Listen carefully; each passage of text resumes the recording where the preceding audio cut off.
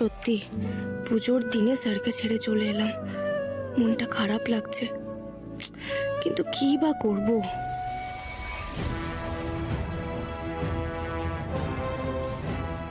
ডান চোখটা লাফালো মনে হলো, না আর হচ্ছে না, আমি একটু বেশি ভাবছি।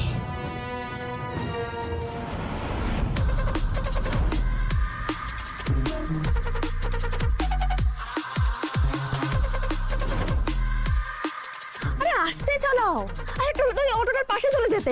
অ্যাকচুয়ালি কি বলো তো, বাইক চালানোটা আমার প্যাশন। প্যাশন পরে দেখিও, অটোটাকে ফলো করো। তাই তাই ফলো করছি। হ্যাঁ চলো।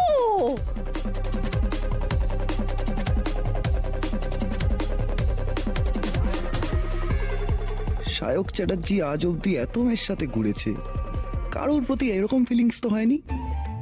কাকই, তোমার মতো শান্ত নিরীহ একটা মেয়ের প্রেমে পড়ে যাচ্ছি নাকি আমি?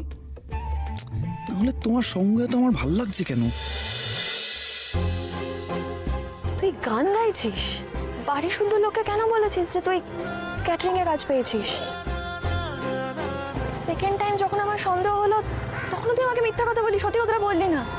তুই আমাকে একটু ব্যাপারটা বলবি আরশি, তুই কেন বলছিস না লোকের কাছে যে তুই গান গাইছিস?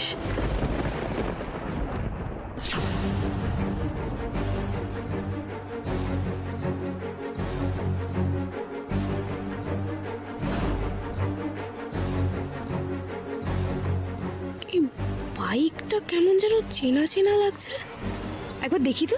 ও দিদি, মাথা বের করছেন কেন?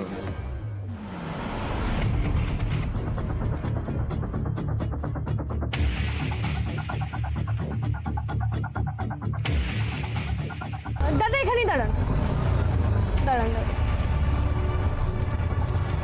এই নি ভাড়াটা।